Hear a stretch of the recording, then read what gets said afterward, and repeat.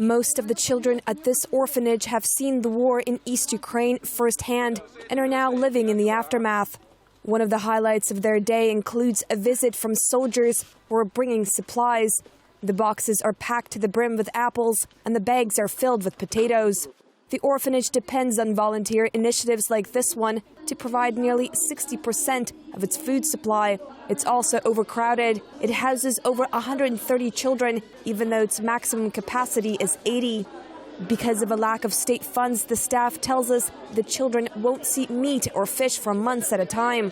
Some say these children have been forgotten by the government. We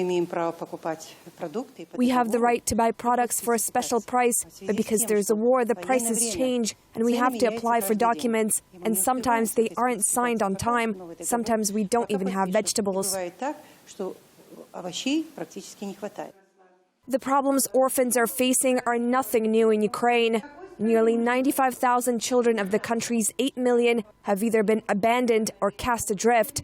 Some of these children have seen their parents die before their eyes after shelling hit their towns. There's a mother here who rents a small space, works as a cleaner somewhere and comes to see her baby here. There's a chance she may get some sort of housing. We also know this mother who left her older son and then later her younger son with us.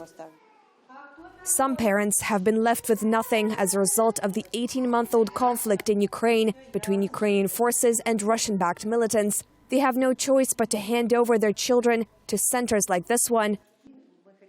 One 10-year-old boy tells us, "They were shooting there a lot and we had to leave. We weren't hit, but the village beside ours was. There was a lot of people who were shot."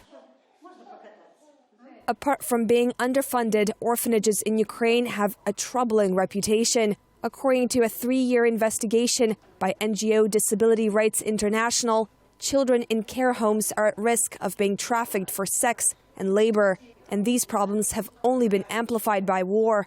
The UN has a significant number of programs underway in Ukraine, delivering medicine, food and blankets to those in need. But it's local initiatives like this one, which are doing much of the work needed to rebuild the lives of children displaced and orphaned by the war in eastern Ukraine.